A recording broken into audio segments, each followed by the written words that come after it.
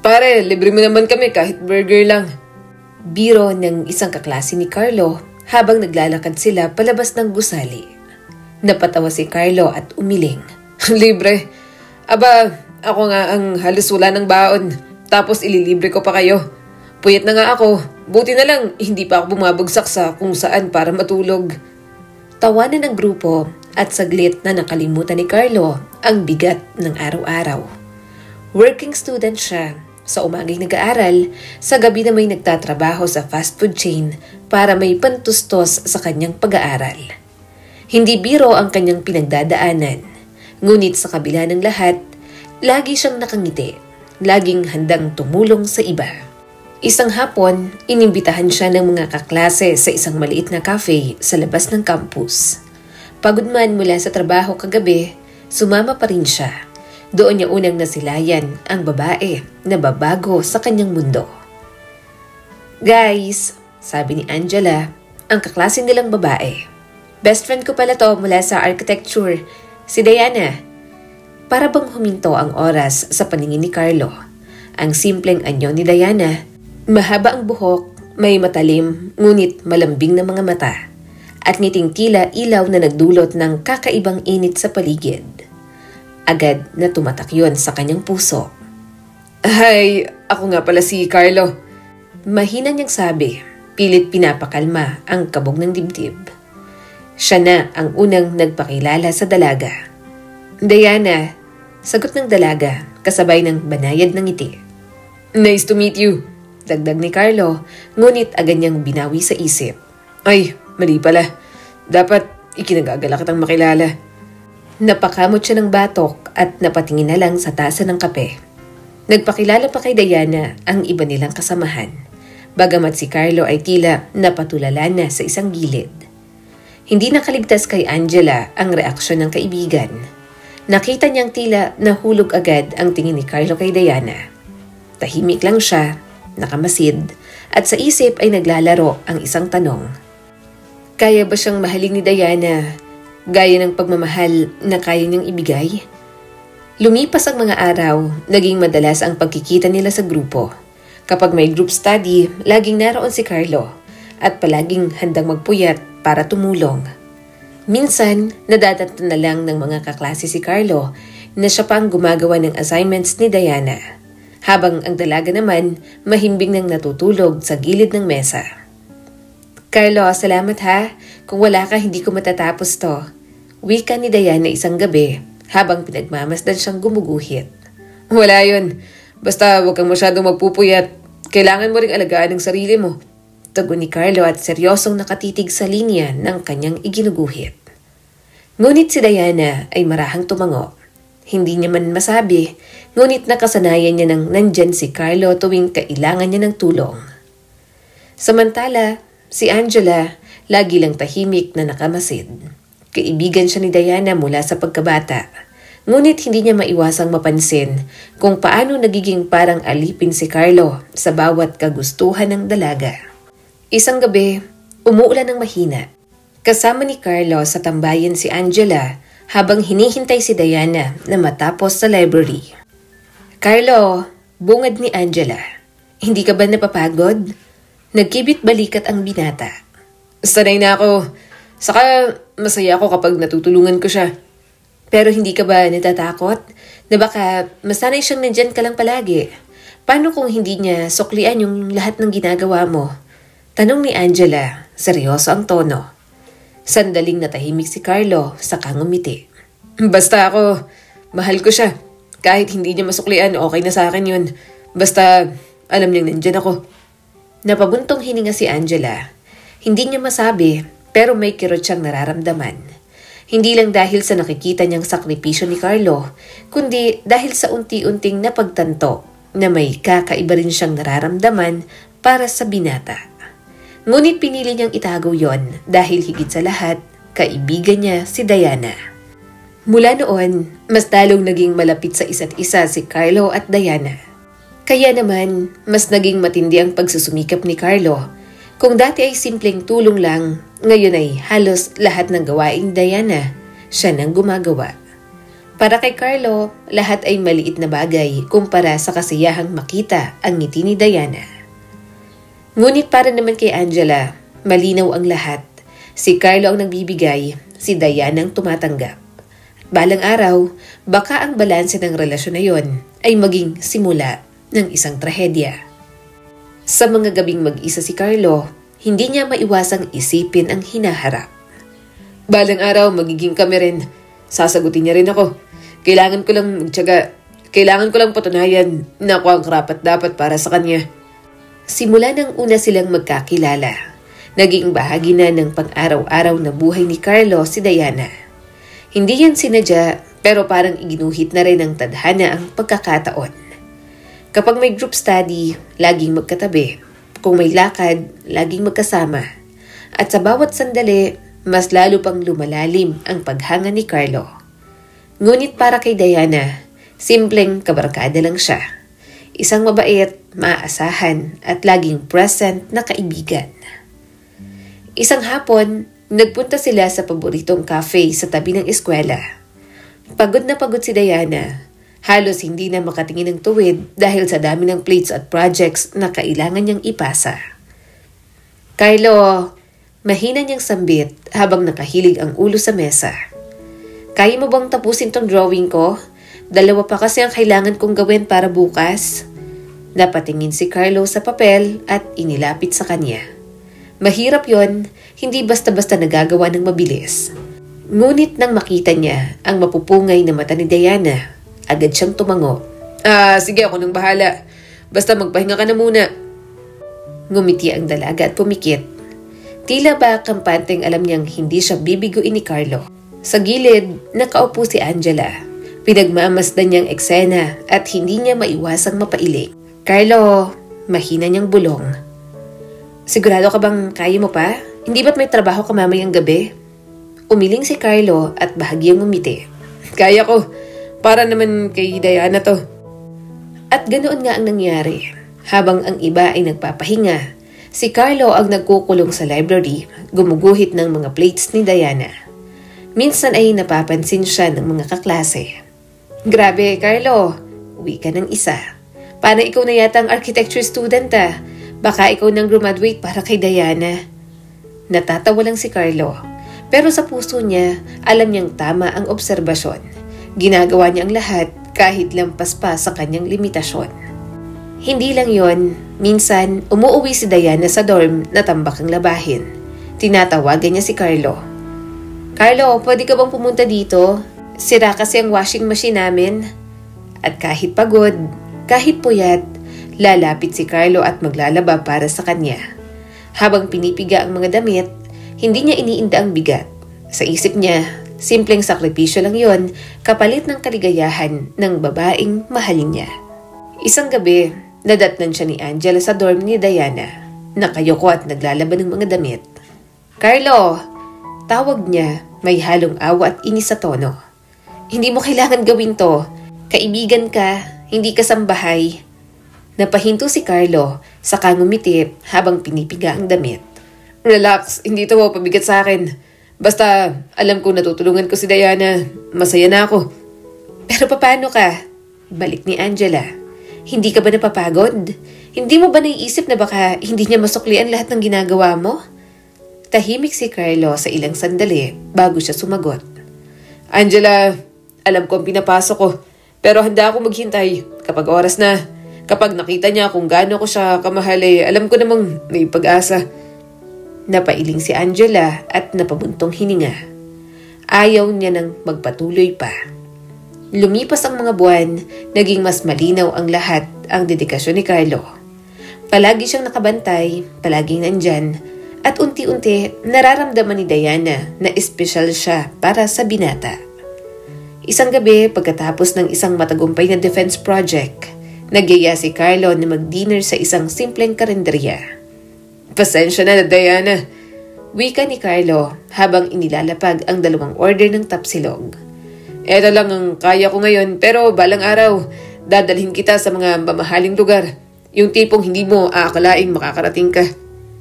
Ngumiti si Diana at sumubo ng kaunti. Carlo, hindi mo naman kailangan pilitin. Ang importante, kasama kita. Sa mga salitang yon, halos lumuha ang puso ni Carlo sa tuwa. Todo kilig ang binata, parang yun na ang pinakamatamis na papuri na natanggap niya. Minsan, may mga pagkakataong ramdam ni Carlo na hindi siya pinapansin. Carlo, tawag ni Diana isang gabi. May lakad kami ng mga kaklase ko bukas. Hindi mo na kailangan sumama. Ngumiti si Carlo at tumango, ngunit sa loob-loob niya, ramdam niya ang malamig na distansya.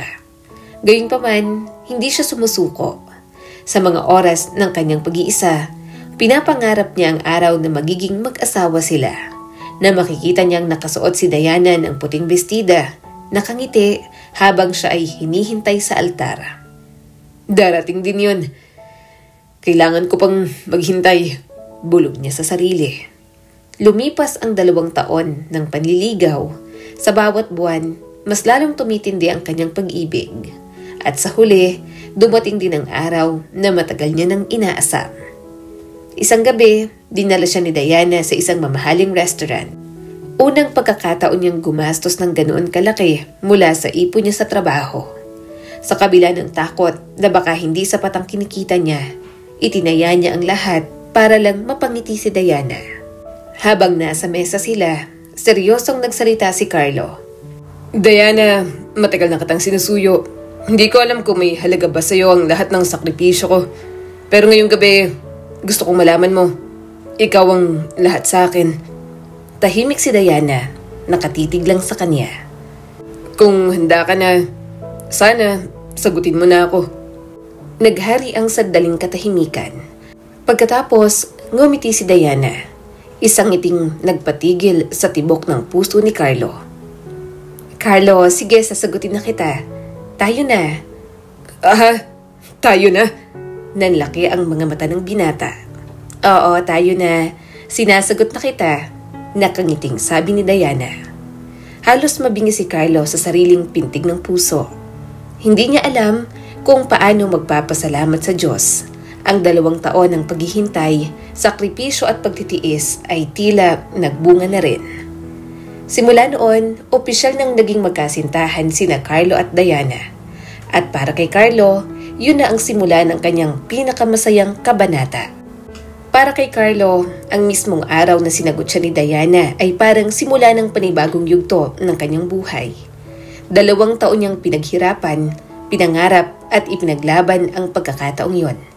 At ngayon, naroon siya, opisyal na kasintahan ng babaeng pinapangarap niya. Ngunit kasabay ng saya, may kasamang takot. Ang takot na baka hindi niya mapatunayan kay Diana na siya nga ang lalaking karapat-dapat para dito. Lumipas ang mga buwan, mas naging masigla ang relasyon nila. Halos gabi-gabi, magkasama sila pagkatapos ng klase. Si Carlo kahit may trabaho, pinipilit pa rin iuwi si Diana mula sa eskwela. Carlo, hindi mo na kailangang ihatid ako araw-araw, sabi ni Diana isang gabi habang naglalakad sila pa uwi. Umiling ang binata. Hindi ako mapapanatag hanggat hindi kita nakikitang ligtas na nakauwi. Kahit san pa, kahit anong oras. Ngumiti si Diana at sa kauna-unahang pagkakataon, naramdaman ni Carlo na hindi lamang siya bastang sinusuyo. May kaunting lambing ng bumabalik mula kay Diana. Isang araw, dumating ang graduation ni Carlo. Sa dami ng pinagdaanan niya, halos hindi siya makapaniwala na narating niya na ang puntong iyon. Nasa loob ng malaking gymnasium ang pamilya, kaibigan at mga professor. Nakasabit sa leeg ni Carlo ang medalya, tanda ng kanyang pagpupursige bilang working student. Pagkatapos ng seremonya, agad siyang lumapit kay Diana na nakaupo sa hanay ng mga bisita. Diana! Sigaw niya, bitbit ang medalya, pawisan pero abot tenga ang ngiti. Ngumiti rin si Diana at tinapik ang balikat niya. Congrats, Carlo. Alam kong kaya mo yan. Hindi na nakapagpigil si Carlo. Humugot siya ng maliit na kahon mula sa bulsa ng kanyang toga. Lumuhod siya sa harap ng maraming tao, kahit walang rehearsal, kahit walang planong enggrande. Diana, nanginginig ang kanyang boses. Matagal na kitang minahal at ngayon na graduate na ako, kaya ko nang ibigay ang mga gusto at kailangan mo. Gusto kong simulan ng maseryosong yugto ng ating buhay. Will you marry me? Humarap ang lahat. May mga napasinghap, may mga napangiti. Ngunit ang mukha ni Diana, tila natigilan. Carlo, mahina nitong sabi. Hindi pa ako handa. Parang biglang gumuho ang mundo ni Carlo. Tahimik ang paligid, lahat nakamasid. Pinili niyang umiti, pilit na tinatago ang sakit. Okay lang. Bulong niya habang tumatayo. Hindi kita pipilitin. Hihintayin kita hanggang sa maging handa ka na. Bumaling ang mga tao sa stage, nagpalakpakan, pilit binasag ang tensyon. Ngunit sa puso ni Carlo, nag-ugat ang takot. Baka hindi kailanman dumating ang oras na yun. Lumipas ang 1 taon, abala na si Carlo sa bagong trabaho sa isang kumpanya. Kahit baguhan, nagsusumikap siyang makaipon. Lahat ng sweldo, halos kalahati ay napupunta sa ipon para sa kinabukasan nila ni Diana. Samantala, si Diana na may patapos na rin sa kanyang kursong architecture. Suportado pa rin siya ni Carlo sa lahat ng paraan. Mula sa pagbili ng mga gamit hanggang sa pagsundo kapag abot langit na ang pagod. Isang gabi, nagkita sila sa isang parke malapit sa universidad. Hawak-hawak ni Carlo ang isang maliit na kahon, pangalawang beses niyang pagtatangka. Diana, bungad niya habang nakaupo sila sa isang bench. Alam kong sinabi mong hindi ka pa handa noon. Pero ngayon, tapos ng school mo, papasok ka na sa bagong yugto ng buhay mo. Kaya gusto ko ulit itanong. Binuksan niya ang kahon at muli lumantad ang singsing. May kumikinang na bato sa gitna, hindi tulad ng unang singsing na ipinakita ni Carlo. Will you marry me? Tahimik si Diana, nakatitig sa mga mata ni Carlo. Matagal bago siya nagsalita. Carlo, oo, pumapayag na ako. Parang bumuluwak ang kalangitan ng fireworks sa puso ni Carlo. Sa sobrang tuwa, napayakap siya ng mahigpit kay Diana. Aray, Carlo, mag-relax ka nga. Natatawang sabi ng dalaga. Sorry, sobrang saya ko kasi. Salamat.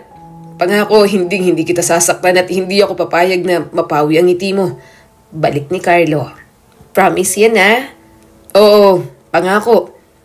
Pagkatapos ng engagement, abala si Carlo sa paghahanda para sa kinabukasan. Nag-overtime sa trabaho, nagtipid ng husto, at halos wala nang ginagastos para sa sarili.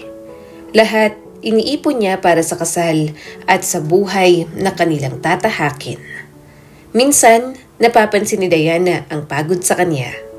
Carlo, hindi mo kailangan magsakripisyo ng sobra. Sabi nito isang gabi habang magkasabay silang naglalakad. Ngumiti ang binata. Kaya ko to, basta para sa'yo. Lahat kaya ko. Ngumiti rin si Diana, pero hindi nito alam na ang bawat salitang yon hindi lamang simpleng pangako. Ito'y pangarap na inuukit ni Carlo sa kanyang buong pagkatao. Ngunit hindi lahat ng pagkakataon ay masaya silang dalawa. Minsan, ramdam ni Carlo na si Diana ay tila malamig. May mga gabi na hindi nito sinasagot ang tawag niya. May mga araw na parang abala ito sa ibang bagay. Diana, okay ka lang ba? Tanong niya minsan sa telepono. Oo naman Carlo, marami lang ginagawa. Don't worry too much. At sa bawat salita, sinusubukan niyang paniwalaan ng sarili na wala siyang dapat ipag-alala. Ngunit sa kaibuturan ng kanyang puso, may takot na baka bigla na lang magbago ang lahat. Isang gabi, nakipagkita si Carlo kay Angela. Matagal na silang hindi nag-uusap ng masinsinan. Carlo, kumusta ka na? Tanong ni Angela habang umiinom ng kape. Okay lang, medyo pagod sa trabaho. Pero sulit naman kasi para sa future namin ni Diana. Tahimik lang na nakinig si Angela. Alam mo, Angela, patuloy ni Carlo. Kung di ko siya mapakasalan, parang mawawala lahat ng saysay ng pinaghirapan ko. Siya ang dahilan kung bakit ako nagsusumikap. Napayuko si Angela. Pilit na tinatago ang sariling luha. Carlo, mahina niyang sabi. Sana balang araw, makita mo rin ang sarili mong halaga. Hindi lang sa sakripisyo para kay Diana, kundi bilang ikaw mismo. Napakunot ang noo ni Carlo. Anong ibig mong sabihin? Umiling lang si Angela at ngumiti. Wala, basta alagaan mo lang ang sarili mo. Habang lumalapit ang kanilang kasal, mas lalong dumoble ang trabaho ni Carlo. Halos wala ng tulog, halos wala ng oras para sa sarili. Ngunit sa isip niya, sulit ang lahat kapag natupad ang pangarap na makasama si Diana habang buhay. At sa tuwing naiisip niya ang araw ng kasal, hindi niya alam na sa kabilang dako may mga lihim na unti-unting nag-uugat. Mga lihim na magpapabago sa direksyon ng kanilang buhay. Isang gabi, bago magsimula si Diana sa kanyang unang trabaho, naglakad sila ni Carlo sa harap ng universidad na minsan nilang naging saksi sa lahat ng pagod at pangarap. Diana, bungad ni Carlo. Excited na ako sa future natin. Isipin mo, ikaw architect na, ako businessman. Ang dami nating pwedeng gawin. Ngumiti si Diana, ngunit may bahagyang lungkot sa kanyang mga mata. Carlo, sana hindi ka magbago kapag dumating ang oras na mas mataas ng pangarap ko. Ayokong maging sagabal ang pag-ibig natin. Hinawakan ni Carlo ang kamay niya, mahigpit at puno ng katiyakan. Hindi kita pipigilan. Susuportahan kita sa lahat ng bagay. Basta, huwag mo lang akong iwan. Hindi na sumagot si Diana. Sa katahimikang yon, hindi alam ni Carlo kung yun ba'y pangako o babala. Ramdam niya ang bigat ng mga salitang yon, ngunit pinili niyang isang tabiang kaba at mas mangibabaw ang pag-asa. Huminto sila sa tapat ng malaking gate ng universidad.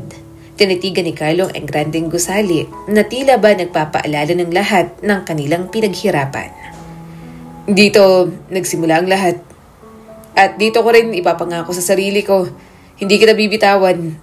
Kahit saan tayo dalhin ng buhay, kakapit ako, Diana. Napatingin ang dalaga sa kanya, ngunit sa halip ng ngumiti, bumuntong hininga lang ito at tumingin sa langit. Sana nga, Carlo. Sana. Naglakad silang muli, magkahawak ang kamay, ngunit parehong may iniisip. Si Carlo, puno ng pag-asa at tiwala sa kanilang kinabukasan. Si Diana, puno ng pangarap at takot na baka isang araw, ang pag-ibig nilang ito ang mismong pumigil sa kanya para abutin ang pinakamataas na pangarap. At sa gabing yun, habang lumalayo sila sa anino ng universidad, hindi nila alam na yun pala ang simula ng mga kaganapang susubok sa kanilang pagmamahalan. Hapon pa lang ay abala na si Carlo. Maagang umalis sa opisina, bumili ng paboritong bulaklak ni Diana at nagpa-reserve sa isang maliit na restaurant na matagal niya nang gustong puntahan nila. Sa isip niya, espesyal ang gabing yon. Matagal na rin silang hindi nakakalabas ng magkasama. At gusto niyang ipadama kay Diana na kahit gaano siya kaabala sa trabaho, may oras pa rin siya para rito. Pagdating sa restaurant, inayos niyang mesa, may kandilang nakasindi at tahimik na tugtugin sa paligid. Tumitig siya sa relo, 7:30. Nakausap niya na si Diana kanina sa cellphone at nangako itong susunod. Lumipas ang 30 minuto, 8:00 na, lumamig na ang sopa sa harap niya at halos maubos na ang tubig sa kanyang baso. Paulit-ulit niyang tsanecheck ang cellphone. Nagte-text at tumatawag, ngunit walang sagot. 9:00 na. Nakatulala si Carlo sa bakanting upuan sa kanyang harapan. Ang mga pares at pamilya sa paligid ay masaya, nagkakainan, samantalang siya mag-isa at naghihintay. Sa huli, napilitan siyang magbayad nang hindi man lang natikman ang kanilang order. Pag-uwi niya sa apartment, agad niyang kinuha ang cellphone at muling nagpadala ng mensahe. Diana, okay ka lang ba? Hindi ka sumipot sa dinner natin. Nasaan ka ba? Nag-aalala na ako. Lumipas ang ilang minuto, 1 oras, 2 oras, pero walang sagot. Humiga si Carlo ngunit hindi mapakali. Ang isip niya'y puno ng tanong. May sakit ba siya? May emergency ba o may iba ba siyang ginagawa? Pinilit niyang alisin ang huling ideya sa kanyang utak, ngunit hindi niya mapigilan ang kaba. Kinabukasan, sa wakas ay nagkita sila ni Diana. Nakaupo sila sa isang cafe malapit sa universidad na kanilang pinasukan. Tahimik na naghalo ng kape si Carlo. Pilit na pinapakalma ang sarili bago magsalita. Diana, bakit hindi ka dumating kagabi? Ilang oras ako naghintay. Nag-angat ng tingin si Diana ngunit agad ding umiwas. Pasensya na Carlo, may mga bagay lang akong inasikaso. Ano bang inasikaso? Hindi mo lang kita makontak. Nag-alala ako. Umiling si Diana. Hindi ko na kailangan ipaliwanag lahat. Basta hindi ako nakapunta. Napakuyom ng kamao si Carlo. Ngunit pinigilan ng sarili. Hindi ba't engaged na tayo? Hindi ba't dapat mas open na tayo sa isa't isa? Diana, ikakasal na tayo. Bakit parang may tinatago ka? Hindi sumagot si Diana. Sa halip, dahan-dahan siyang humigop ng kape at napabuntong hininga. Lumipas ang mga araw at napansin ni Carlo na madalas malayo ang isip ng dalaga. Kapag pinag-uusapan ng kasal, hindi na ito ganun kasigla gaya noong una. Diana, minsang tanong ni Carlo habang magkasamang naglalakad. Masaya ka ba talaga na magpapakasal tayo? Napatigil si Diana. Nakatitig sa kalye, parang may malalim na iniisip. Carlo, hindi ko alam. Ang dami kong pangarap. Gusto ko mag-focus sa career ko. Natatakot ako na baka kapag mag-asawa na tayo, hindi ko na magagawa ang lahat. Natigilan si Carlo. Pero Diana, hindi kita pipigilan. Hindi ba sinabi ko na yun sa'yo? Susuportahan kita sa lahat. Alam ko, sagot ni Diana, malamig ang tinig. Pero hindi lang kasi ganun kadali. May mga bagay na hindi mo maiintindihan. Natahimik na lang si Carlo. Hindi rin nagsalita sa buong magdamag. Isang gabi, habang nakaupo sila sa maliit na parke, muling naglakas loob si Carlo. Diana, kung may problema ka, sabihin mo sa akin. Kung ayaw mo nang ituloy ang kasal, sabihin mo rin. Huwag mo akong gawing bulag. Tumingin si Diana sa kanya, bakas ang gulo sa kanyang mukha.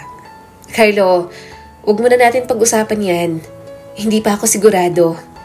Napakagatlami si Carlo, pinipigilan ng luha. Sigurado ako sa'yo, Diana.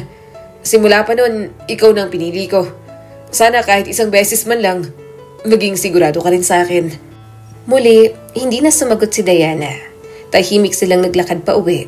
Magkahawak ang kamay, ngunit parehong malamig, parehong may iniisip.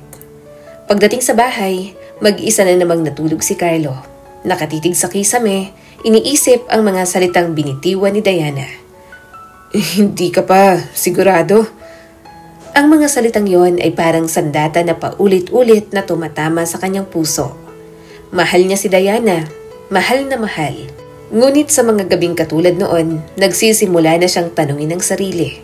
At sa katahimikan ng gabing yon, alam niyang darating ang araw na kailangan niyang harapin ang masakit na katotohanan.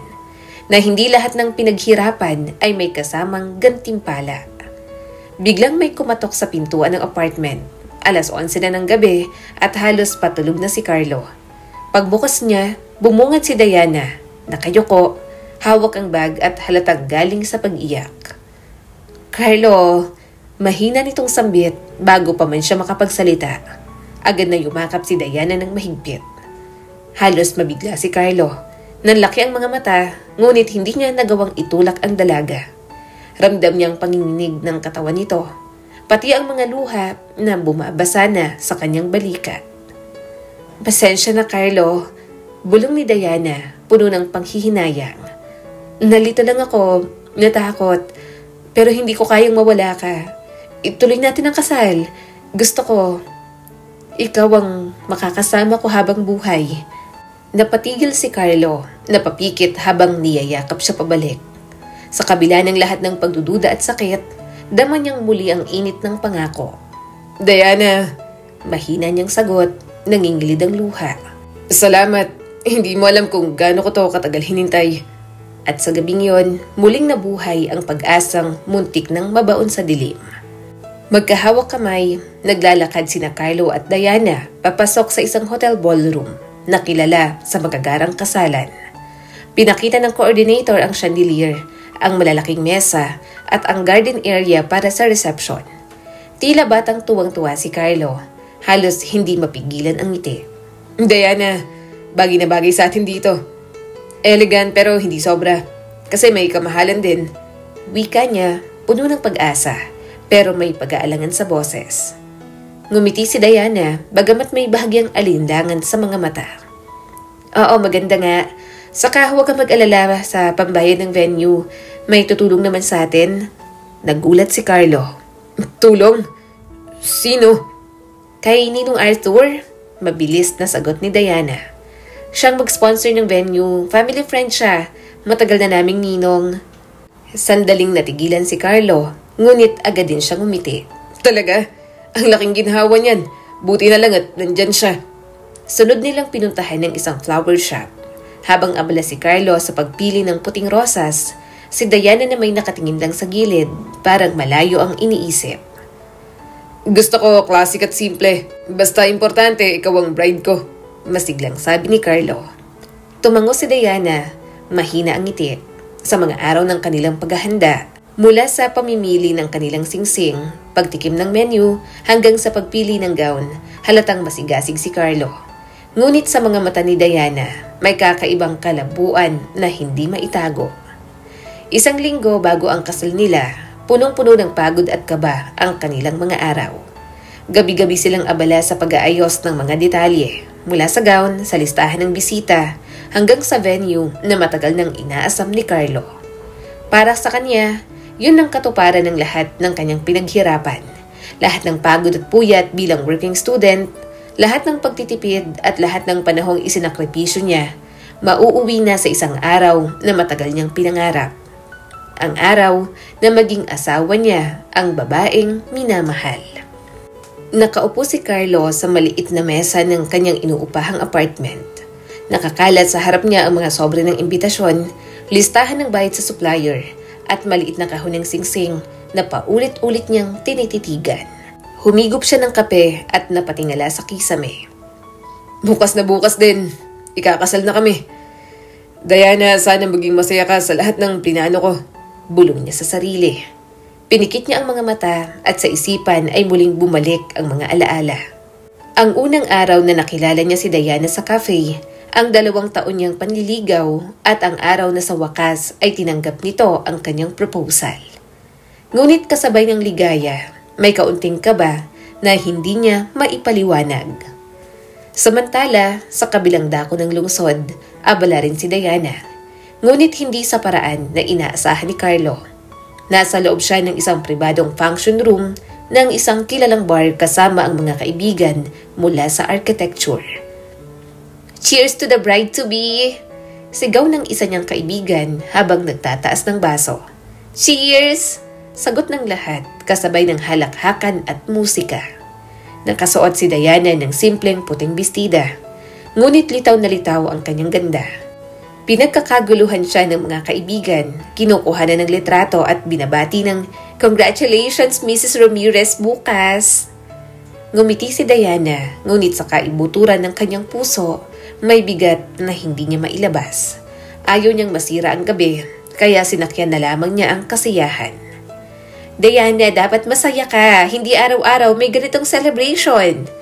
Sabi ni Angela na kasama rin sa grupo, bagamat halatang hindi ganun kasaya katulad ng iba. Masaya naman ako, sagot ni Diana, pilit na ngumingiti. Siguro, mixed emotions lang. Habang nagkakatuwaan ng lahat, si Angela ay nakaupo sa gilid, nakamasid. Matagal niya nang alam ang dynamics ng relasyon ni Carlo at Diana.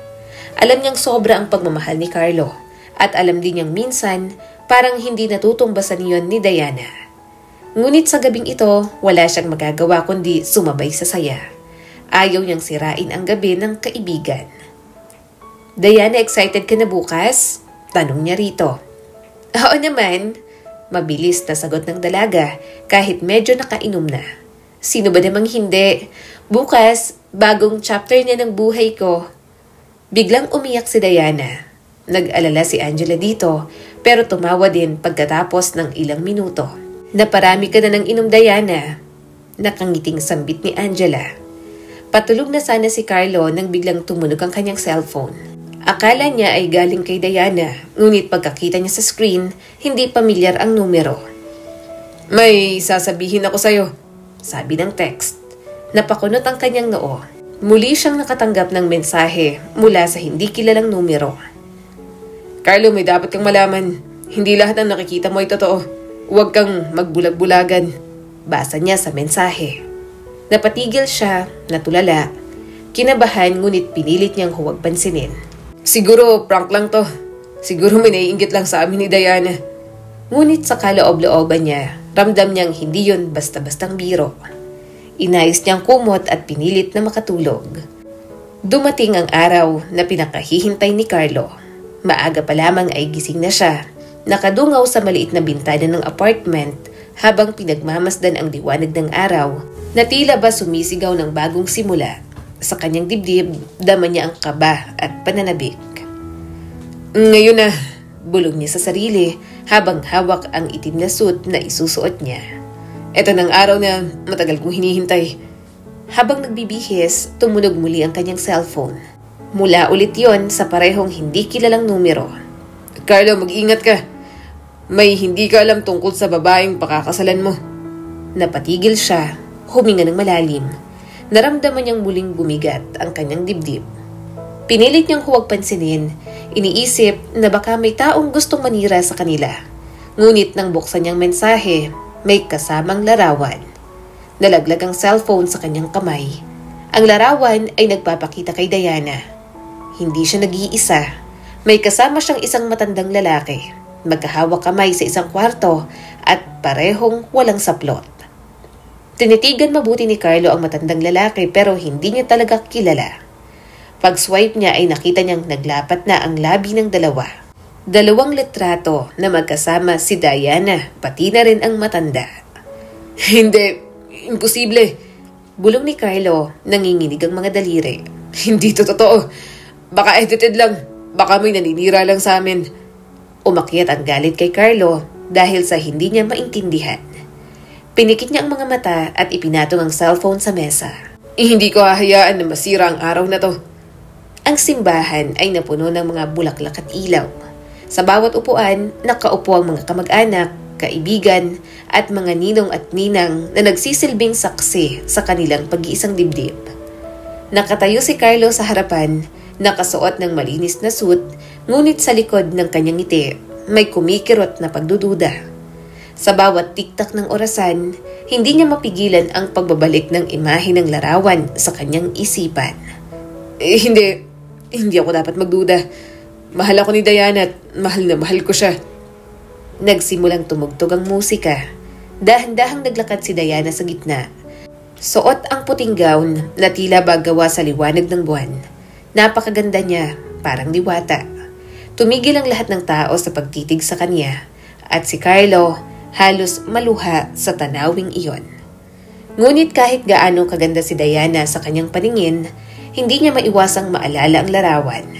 Ang mga mata niya, kahit puno ng paghanga, ay may halong sakit at pagdududa. Pagkatapos ng mga pagbasa at kanta, ipinakilala ng pari ang mga ninong at ninang. Isa-isa silang pumunta sa harap upang formal na kilalanin. At doon, muntik nang tumigil ang paghinga ni Carlo. Isang matandang lalaki ang naglakad papunta sa kanila. Maputi na ang buhok, may kumpiyansang ngiti at halatang mayaman sa kilos at pananamit. Ang pangalan niya ay Arthur, isa sa kanilang mga ninong, at ito rin ang sumagot ng kanilang venue. At siya ang lalaking nakita ni Carlo sa litrato. Nanlaki ang mga mata niya, halos manghina ang tuhod. Ang kanyang puso ay kumabog ng napakabilis at ang mga palad ay pinagpapawisan. Carlo, mahinang bulong ni Diana habang nakangiti sa mga bisita. Si Ninong Arthur, matagal na siyang family friend. Siya rin ang tumulong sa atin sa venue at sa ibang gastusin. Napatingin si Carlo kay Diana. Halatang natulala. Family friend? Ulit niya, halos pabulong. Oo, naku, wag ka nang mag-alala. Siyang isa sa pinakamabait kong ninong. Sagot ni Diana, sabay pakawala ng peking tawa para matakpan ang tensyon. Ngunit para kay Carlo, tila naging multo ang bawat ngiti ni Arthur. Habang nakikipagkamay ito sa kanya, hindi niya magawang igalaw ang kanyang mga kamay. Sa kabila ng gulo ng kanyang isip, nagpatuloy ang seremonya. Ang paring nagtanong ng mga panata at si Carlo, bagamat halos mablangko ang isipan, ay sumagot ng oo sa lahat ng tanong. Sa bawat panata na kanyang binibigkas, pinipilit niyang kalimutan ang nakita. Ito ang araw ng kasal namin. Hindi ako dapat magpadaig sa duda. Mahal ko si Diana. Nang ipinasuot na nila ang singsing, nanginginig ang kamay ni Carlo. Ngunit pinilit niyang ngumiti kahit sa loob-loob niya may tinig na sumisigaw.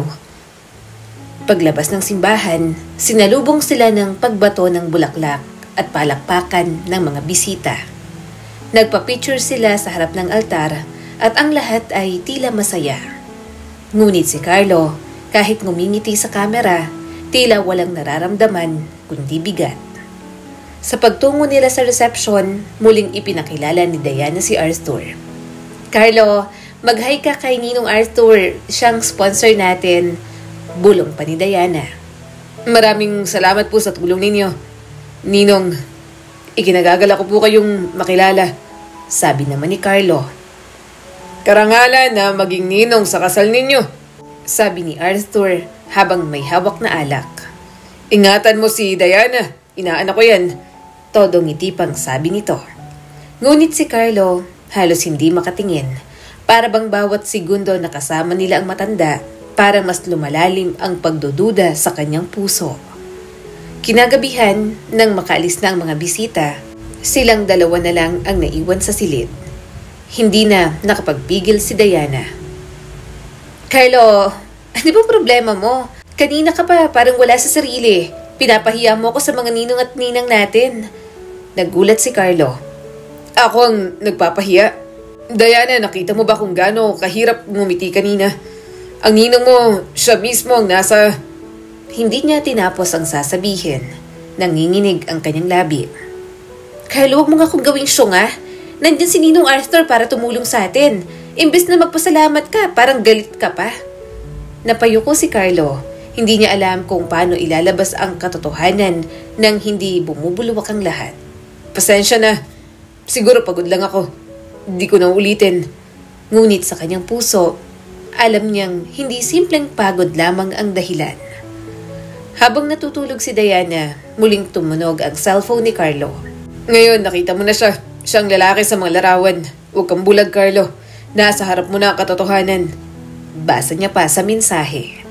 Nalaglag ang cellphone mula sa kanyang kamay. Napatingin siya kay Diana. Mahimbing nang natutulog sa kanyang tabi. At sa gabing yon, hindi siya nakatulog. Habang nakahiga sa kama, paulit-ulit na bumabalik sa kanyang isip ang tanong. Sino nga ba talaga si Arthur? At hanggang saan ang sikreto ng dalawa? Makalipas ang 3 buwan bilang mag-asawa, hindi na ganun kasigla ang pagsasama ni Carlo at Diana. Para bang bawat araw ay may pagtawid sa lubid. Kung nung una punong-puno ng lambingan at pangarap ang kanilang tahanan, ngayon ay tila ba nagbago na ang ihip ng hangin. Si Carlo, araw-araw na pumapasok sa trabaho.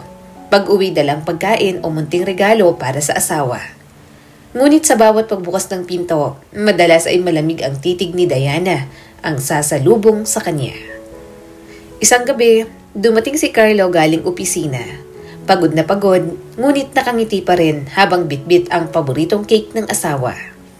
Han, may dala akong cake. Alam kong gusto mo to. Masigla niyang sabi.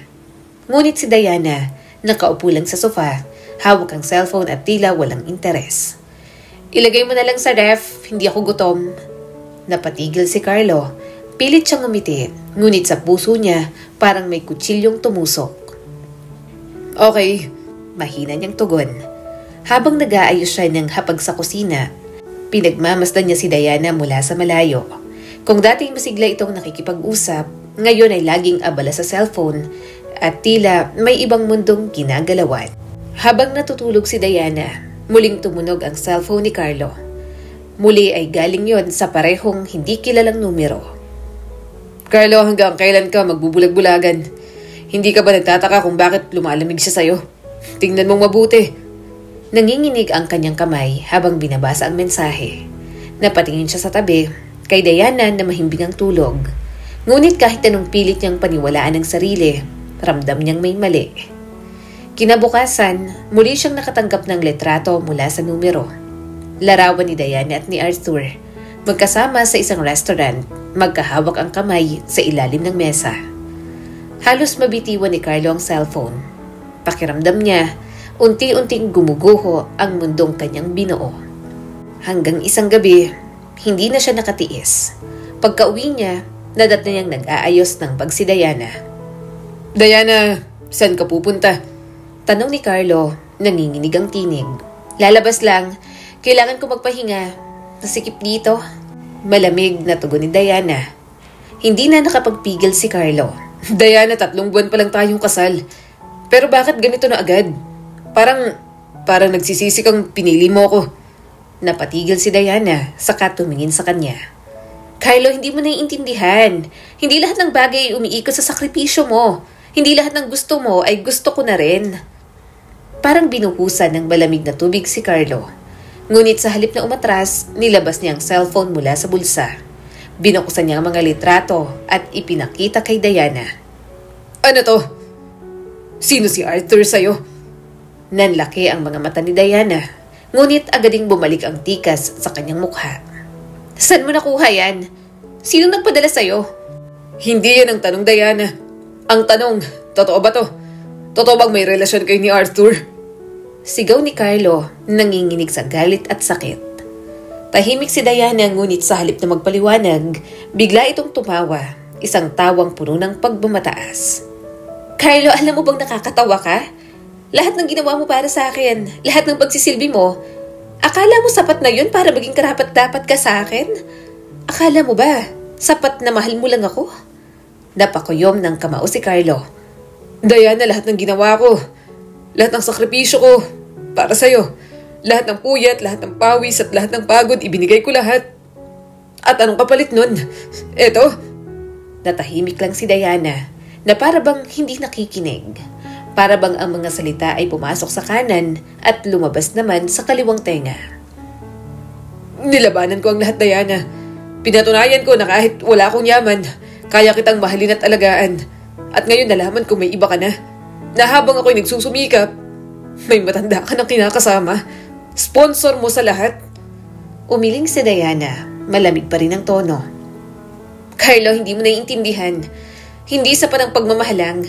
Hindi ako katulad ng iniisip mong simpleng babae na masaya na sa maliliit na bagay. Mataas ang pangarap ko.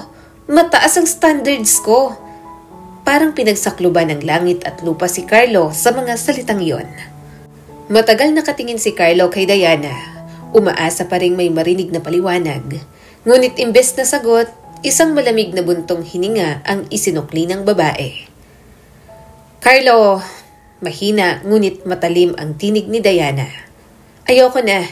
Huwag na nating ipilit ang kasal na to. Maghiwalay na tayo. Diana, anong sinasabi mo? Lahat, ginawa ko. Alam ko, putol ni Diana. Pero hindi sapat. Hindi ko na kayang magpanggap na masaya ako sa piling mo. Mas mabuti nang tapusin natin to habang maaga pa. Kinuha niya ang bag na nakapatong sa upuan at tumalikod ng walang bakas ng pag-aalinlangan. Diana, wag naman. Wag mo naman akong iwan ng ganito. Halos pakiusap ni Carlo, nanginginig ang tinig. Ngunit hindi na lumingon si Diana. Sa pagkalabog ng pinto, naiwan si Carlo na nakaluhod sa sahig. Luha ang nakatitig sa cellphone na naglalaman ng mga larawan ng pagtataksil. Mga larawang ngayon ay nagmistulang hatol sa katapusan ng kanilang pagsasama. Matapos ang gabing tuluyang lumabas si Diana, dala ang kanyang bag at matatalim na mga salita, nanatiling nakaluhod si Carlos sa sahig ng kanilang apartment. Ang mga matay nanlalabo sa luha, ang dibdib ay tila nilalamukos sa sakit. Ang tahanang minsang puno ng pangarap ay ngayon naging malamig na kulungan ng kanyang mga alaala. Diana! Mahina niyang bulong, ngunit wala nang tugon pabalik. Ang pinto ay isinara ng kanyang asawa, ay parang pintuan din ng lahat ng kanyang pangarap. Nang magising si Carlo kinabukasan, mag-isa pa rin siya. Ang kama ay maluwag, malamig at walang halimuyak ng kape na dati ginagawa niyang dahilan upang bumangon. Walang sapatos ni Diana sa gilid ng pintuan. Walang damit sa silyang madalas nitong inuupuan. Pumasok siya sa trabaho, ngunit hindi nakaligtas sa mga mata ng kanyang katrabaho ang pamumutla niya. Pare, okay ka lang ba? Tanong ng isa niyang kasamahan sa opisina. Oo, medyo napuyat lang. Tugon ni Carlo, pilit na pinapakalma ang sarili. Ngunit sa bawat oras na dumadaan, bumabagal ang kanyang kilos. Sa harap ng computer screen, wala siyang makita kundi ang mga alaala ni Diana. Ang kanyang ngiti, ang mga salitang oo nang pumayag itong pakasalan siya. At ang mapait na huling tingin bago siya tuluyang iniwan. Lumipas ang ilang linggo at hindi na nakayanan ni Carlo ang bigat na dinadala. Madalas na siyang late, madalas absent, at isang araw, pinatawag siya ng kanyang boss. Carlo, magaling ka. Alam naming marami kang potensyal. Pero nitong mga nakaraang linggo, napapansin namin na wala ka sa focus. Ang dami mong pagkakamali at hindi na ito nakakatulong sa team. Napatungo si Carlo, halos hindi makatingin. Pasensya na ho, sir. May pinagdadaanan lang. Alam ko, pero kailangan mo ring isipin ang trabaho. Magpahinga ka na muna kung kinakailangan. Ayokong makita ka na tuluyang bumagsak. Lumabas si Carlo sa opisina na parang tinanggalan ng lakas. Hindi niya alam kung saan siya kukuha ng tapang upang magpatuloy. Isang gabi, naglalakad si Carlo pa uwi. Bit-bit ang mabigat na katawan at isip. Sa gilid ng kalsada, may boses na tumawag sa kanya. Carlo! Lumingon siya at nakita si Angela. Nakasakay sa tricycle. Agad na bumaba at lumapit. Anong nangyayari sa'yo? Ang payat mo na. Parang hindi ka na kumakain. Ngumiti si Carlo. Pilit na tinatakpan ng sakit. Ayos lang ako, Angela. Alam mo naman, hindi ka ayos. Kita sa mata mo. Halika, sumama ka muna sa akin. Kahit kumain lang tayo. Tumanggi si Carlo, pero mapilit si Angela, kaya sa huli sumama na rin. Sa isang maliit na karinderya, magkatapat silang kumain. Tahimik si Carlo, halos walang gana. Si Angela naman, pinagmamasdan lang siya. Carlo, hindi ka nag-iisa. Nandito ako kung kailangan mong magkwento, makikinig ako. Matagal bago nagsalita si Carlo. Ngunit nang magsimula siya, hindi niya na napigilan ang pagbuhos. Angela, lahat ng ginawa ko, lahat ng sakripisyo, para sa kanya. Pero sa huli, iniwan niya lang ako na parang wala lang. Hindi ko na alam kung saan ako nagkulang. Binigay ko ang lahat, pati sarili ko. Pero bakit parang ako pang talo? Naluha siya at agad inabot ni Angela ang panyo. Carlo, hindi kasalanan ng magmahal. Pero mali kung sa pagmamahal mo'y nawawala ka na sa sarili mo. Hindi mo kailangan patunayan ang halaga mo sa pamamagitan ng sakripisyo. May halaga ka kahit wala siya. Napatingin si Carlo kay Angela at sa mga mata nito, nakita niya ang sinseridad na matagal niya nang hindi naramdaman. Lumipas ang mga araw, mas madalas nang dumaan si Angela sa apartment ni Carlo. Dinadalhan siya ng pagkain, kinakausap, at tinutulungan sa mga gawaing bahay. Unti-unti, naramdaman ni Carlo ang kaunting ginhawa. Hapon nun, naglalakad sila pa uwi galing sa pag-grocery. Salamat, Angela. Kung wala ka, ewan ko na lang kung paano ko tatayo. Sabi ni Carlo. Ngumiti si Angela. Hindi mo kailangan magpasalamat. Gusto ko lang makita kang bumangon ulit. Nagpatuloy silang naglakad at sa ilalim ng ilaw ng poste, napansin ni Carlo ang payak ngunit tunay na ganda ni Angela. Hindi tulad ng marangya at mataas na pamantayan ni Diana. Si Angela ay simple ngunit puno ng pagmamahalang puso. Lumipas ang 2 buwan, lalo pang naging malapit sa isa't isa sina Carlo at Angela. Si Angela ang tumulong kay Carlo na malagpasan ang lahat ng bigat na pinagdadaanan nito. Ito ang nagturo kay Carlo na muling bumangon at tumayo sa sariling mga paa. Labis-labis ang pasasalamat ni Carlo sa dalaga. Hindi niya man maaminin sa sarili, unti-unti na siyang nahuhulog dito. Ngunit isang araw, hindi inaasahan ni Carlo ang pagbabalik ni Diana. Hapon yon, katatapos lang niyang maglinis ng apartment. Nang bumukas ang pinto at bumungad si Diana, nakasuot ng mamahaling damit, ngunit halatang pagod at may daladalang mabigat na emosyon. Carlo, pwede ba tayong mag-usap? Nalaki ang mga mata niya. Bakit ka bumalik? Akala ko malinaw ng lahat nung umalis ka.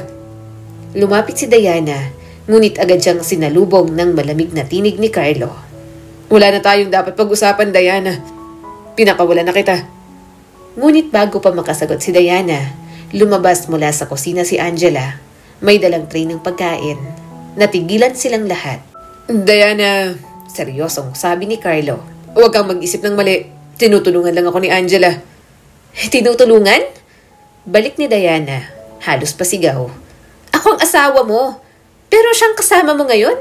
Siyang nandito sa bahay natin? Hindi na nakatiis si Angela. Lumapit siya kay Diana at diretsong tumingin sa mga mata nito. Wala kang karapatang sumbatan si Carlo. Ikaw ang umalis, ikaw ang tumalikod sa kasal ninyo. Kung wala ka, bakit hindi siya karapat-dapat magkaroon ng kasama? Napalunok si Diana, ngunit sa halip na umurong, nag-alsa ang galit. Angela, kaibigan kita. Pero naloko mo ako. Habang pinoprotektahan mo ako noon, nilalapitan mo pala siya. Huwag ka nang magkaila. Alam kong gusto mo siya. Matagal na. Umiling si Angela, marinang boses. Hindi mo alam ang lahat. Walang nangyaring ganun. Alam mo bang ikaw mismo ang nagpahamak sa sarili mo, Diana? Natigilan si Carlo. Angela, anong ibig mong sabihin? Huminga ng malalim si Angela at tumingin sa kanya. Carlo, ako nagpapadala sa iyo ng mga pictures noon. Parang uminit ang hangin sa paligid. Nanlaki ang mga mata ni Carlo at si Diana na may halos hindi makapaniwala. Ikaw? Tumango si Angela, may luha sa mga mata.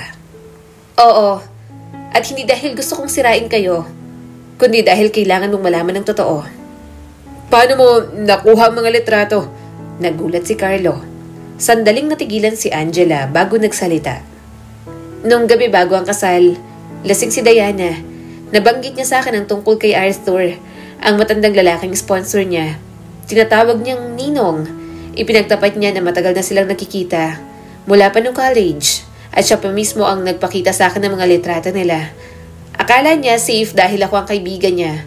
Pero hindi ko kinaya, Carlo. Hindi ko kinayang makita ka nagmamahal ng buong puso habang niloloko ka. Natahimik ang silid. Si Carlo, tulala. Halos hindi makapaniwala.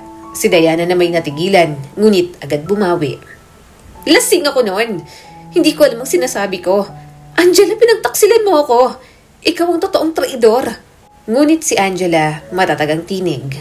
Hindi ako traidor. Ang traidor ay ikaw. Ikaw ang unang nagtataksil. Hindi lang sa kanya, kundi pati sa kasal na sinumpaan ninyo. Naglakad si Carlo papunta sa gitna ng dalawa. Nanginginig ang kanyang tinig habang nagsasalita. Diana, sa simula pa lang, lahat binigay ko. Lahat ng sakripisyo, lahat ng oras, lahat ng pangarap, ibinuhos ko sa'yo. Pero anong ginawa mo? Niloko mo ako.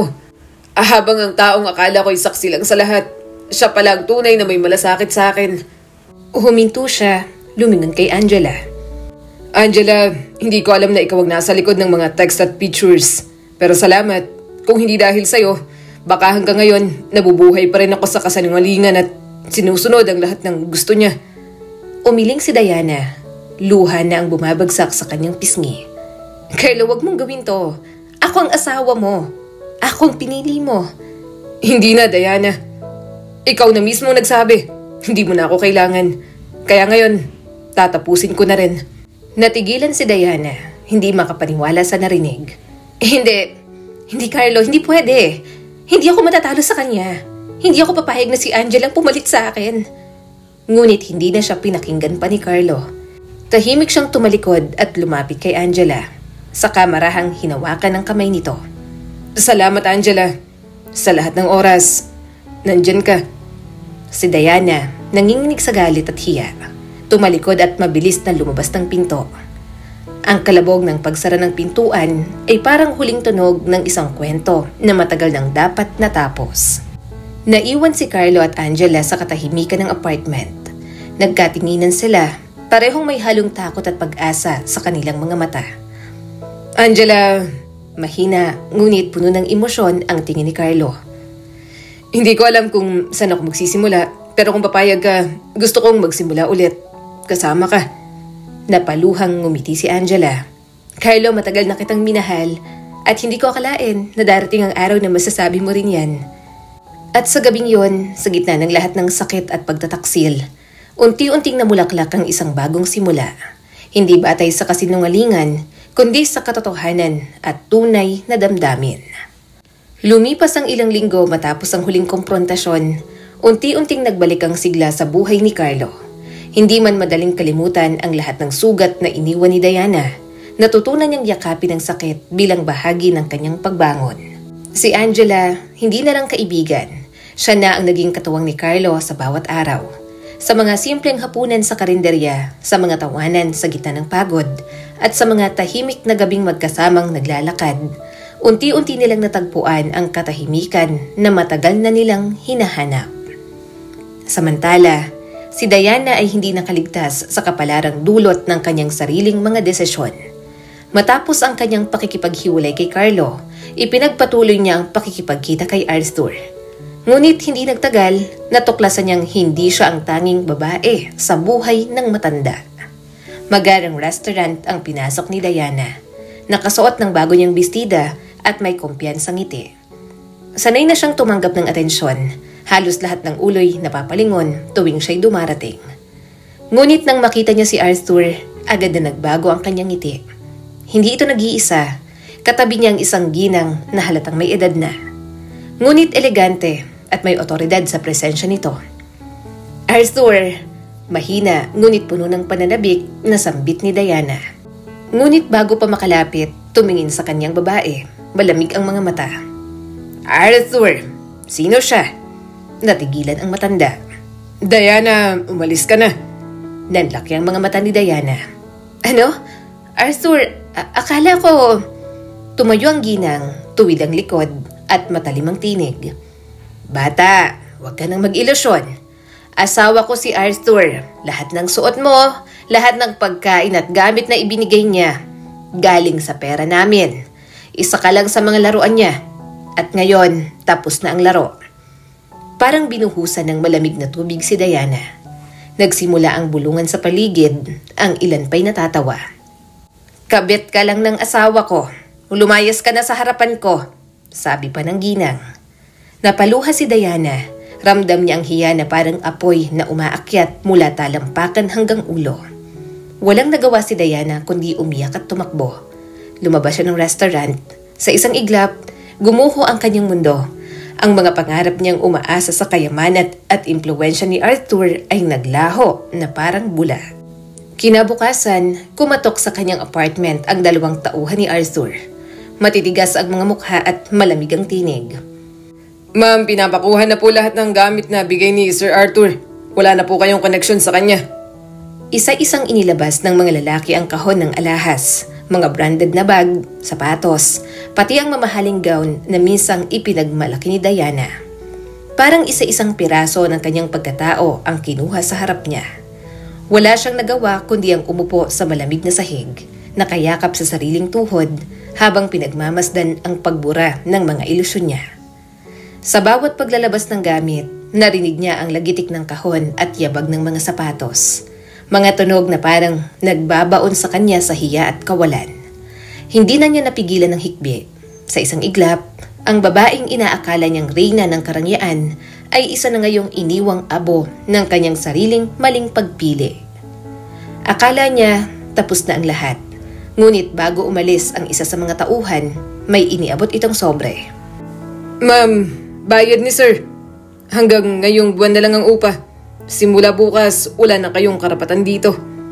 Parang binagsakan ng langit at lupa si Diana. Hindi lamang mga alahas at kayamanan ang nawala sa kanya, pati ang mismong bubong na kanyang tinitirahan. Sa gitna ng tahimik na silid, humagulgulo siya, hawak ang sariling dibdib, habang unti-unting lumalapit ang katotohanan. Wala na siyang matitirhan, wala na siyang masasandalan. Samantala, abala si Carlo sa kanyang trabaho. Muli siyang nagsisikap para makabawi sa kumpanya. Dahil sa pagsisikap at suporta ni Angela, nakabalik siya sa tamang landas. Napansin ito ng kanyang boss. Carlo, malaki ang ipinagbago mo nitong mga nakaraang linggo. Balik na ang focus mo at sa totoo lang gusto kong i-promote ka bilang team leader. Nanlaki ang mga mata ni Carlo. Sir, maraming salamat ho. Hindi ko po to inaasahan. Ngumiti ang boss. Deserve mo to dahil sa hirap at determinasyon mo. Pag-uwi niya, sinalubong siya ni Angela na may dalang pagkain. Carlo, may good news ka yata. Kita sa mukha mo. Ngumiti siya at yumakap dito. Angela, na-promote ako. Sa wakas, nararamdaman kong bumabangon na ulit ako. Naluha si Angela, ngunit may ngiti sa mga labi. Sabi ko sa'yo kaya mo. Isang gabi, Hindi inaasahan ni Carlo ang muling pagdating ni Diana sa kanyang apartment. Hawak nito ang bag at halatang galing sa matinding problema. Carlo, tulungan mo naman ako. Wala akong matutuluyan. Iniwan ako ni Arthur. Pinagtatawanan ako ng mga tao. Tapos, natigilan si Carlo. Dati siguro ay agad siyang yayakapin ng awa. Ngunit ngayon, iba na ang kanyang puso. Diana, Malamig, ngunit matatag niyang wika. pinakawalan na kita. Ikaw mismo ang pumili sa buhay na yan. Hindi ko na responsibilidad ang mga desisyon mo. Lumapit si Diana, nanginginig ang tinig. Carlo, mahal pa rin kita. Kaya pa nating ayusin to. Ngunit bago pa nakasagot si Carlo, lumabas si Angela mula sa kusina. Diana, tapos na kayo. Hindi na babalik si Carlo sa'yo.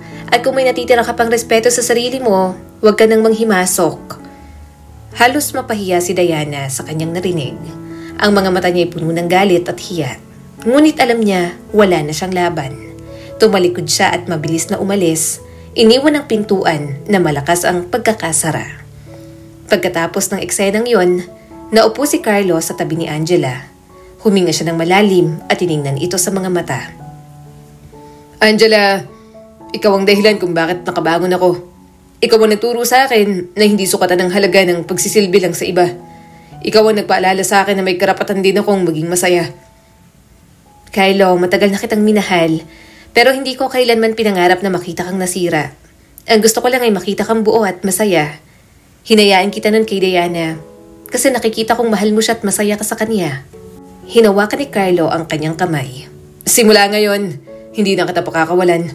Kung papayag ka, gusto kong simulan ng bagong yugto ng buhay ko. Kasama ka. Ngumiti si Angela at sa pagkakataong yon, alam nilang pareho na ang sugat ng nakaraan ay unti-unti nang naghihilom. Habang abala sina Carlo at Angela sa bagong simula, si Diana na may tuluyang nalugmok. Umalis siya sa lungsod, iniwasan ang mga dating kaibigan at nabuhay sa anino ng kanyang maling desisyon. Sa bawat hakbang niya sa kalye, ramdam niyang mga matang mapanghusga. Sa bawat salamin na kanyang nakikita, bumabalik ang imahe ng babaeng minsang mayroon ng lahat. Pero nawala din dahil sa kasakiman. At yun ang hustisyang hindi kailanman maibibigay ng korte o batas, ang hustisyang dala ng konsensya at kapalaran. Makalipas ang ilang buwan, sa isang simpleng cafe, magkatabing nakaupo sina Carlo at Angela. Magaan ang usapan, puno ng tawanan at wala ng bakas ng dating sakit. Alam mo, Angela, ngayon ko lang naramdaman kung ano ang ibig sabihin ng tunay na pagmamahal. Hindi ito tungkol sa kung anong naibibigay mo, kundi kung gaano mo pinahahalagan ng isa't isa. Ngumiti si Angela at tumango. At ang pinakamahalaga, Carlo, ay natutunan mong mahalin ang sarili mo. Sa labas ng bintana, lumiwanag ang araw at sa kanilang mga puso may bagong pag-asang nagsisimula. Makalipas ang isang taon, tuluyan ang napawalang bisa ang kasal ni Carlo at Diana. Mabilis dumaan ang 3 taon. Sa isang maliit ngunit maaliwalas na bahay sa isang subdivision sa Antipolo, masisilayan ang isang masayang tanawin. Si Carlo nakaupo sa veranda, hawak ang tasa ng kape, habang pinagmamasdan ang paglalaro ng isang batang lalaki sa hardin. Ang kanyang anak, si Caleb, ay tumatakbo-takbo, nagtatawanan kasama ang kanilang alagang aso. Lumabas si Angela mula sa kusina, dala ang tray ng pandesal at itlog. Carlo, baka lumamig na yung kape mo, pati si Caleb. Baka hindi mo na mabantayan sa kakaisip. Ngumiti si Carlo at tumayo. Lumapit siya sa kanyang asawa. Niyakap ito mula sa likod at marahang bumulong. Ikaw lang ang iniisip ko. Namula si Angela at tinapik siya sa braso. Nako, marunong ka na ngayong mambola. Huwag mo kalimutan, may pasok ka pa mamaya. Oo na, sagot ni Carlo sabay halakhak. Matapos ang lahat ng pinagdaanan, sa wakas ay nahanap ni Carlo ang tahimik na buhay na noon pa man ay kanyang pinapangarap. Hindi man marangya, sapat na ang lahat. May bahay, may anak, at higit sa lahat, may pusong hindi kailanman nagkulang ng pagmamahal. Sa kaniyang trabaho, lalo siyang umangat. Ang pagiging team leader ay nagbukas ng maraming pinto at dahil sa kanyang kasipagan, naging manager na siya sa kumpanya. Si Angela naman ay nakapagpatayo ng maliit na architecture firm kasama ang ilan niyang kakilala. Dahil sa sipag at malasakit, unti-unti yung lumago. Sa kanilang dalawa, natutunan nilang ng totoong tagumpay ay hindi nakabatay sa yaman o kasosyalan, kundi sa pagkakaisa at pag-unawa sa isa't isa. Samantala, sa kabilang dulo ng lungsod, ibang-ibang kwento ni Diana. Ang dating babae na puno ng pangarap at ambisyon, ngayon ay nakatira sa isang lumang apartment, malayo sa karangyaan na minsan niyang tinikman. Matapos siyang iwan ni Arthur at ipahiya ng asawa nito, unti-unting nagsara ang mga pinto ang dati bukas para sa kanya. Ang mga kaibigang minsang kasama niya sa mga party ay unti-unting nawala. Wala na ring nagtiwala sa kanya at kahit sa trabaho ay mahirap na siyang makahanap ng matinong oportunidad. Isang hapon, nakaupo siya sa gilid ng bintana. Hawak ang lumang litrato nila ni Carlo noong kinasal sila. Tumulo ang kanyang mga luha habang bumubulong sa sarili. Kung pinili ko lang siya, baka ngayon ibang buhay ko. Ngunit ang oras ay hindi na maibabalik. Ang kanyang mga desisyon ang nagtulak sa kanya sa kinasasadlakan niya ngayon. At yon ang hustisyang hindi na maikakaila ng tadhana. Carlo, wika ni Angela. Anong pinakamahalagang bagay na natutunan mo sa lahat ng pinagdaanan natin? Tanong ni Angela habang nakahiga sila sa kama. Huminga ng malalim si Carlo at tumingin sa kanya ng buong pagmamahal. Na ang tunay na pagmamahal, hindi mo sinusukat sa dami ng sakripisyo, kundi sa kung paano ka pinahahalagahan ng taong mahal mo. At natutunan ko ring mahalin ang sarili ko bago ko ibigay ang lahat sa iba. Ngumiti si Angela at sa kanilang pagyakap, ramdam nilang hindi na sila matitinag ng kahit na anong problema pa ang dumating. Ang kwentong ito ay nagpapaalala sa atin na ang tunay na kaligayahan ay hindi nasusukat sa yaman, luho o pansamantalang ginhawa na maaaring ibigay ng iba. Ang pag-ibig na nakatayo sa kasinungalingan at kasakiman ay tiyak na babagsak, gaano man ito kakinang sa una. Si Carlo, na pinili ang katapatan at sakripisyo, ay siyang nakahanap ng bagong simula at tunay na pagmamahal. Samantalang si Diana, na umasa sa maling haligi ng karangyaan, ay iniwan ng lahat. Paalala ito na ang pag-ibig ay hindi laruan at ang paggalang sa sarili at sa kapwa ang tunay na susi sa matibay at masayang buhay. Muli, ako po si Skyler Guro at sana'y may bago na naman kayong natutunan sa kwento natin ngayon. Maraming salamat po.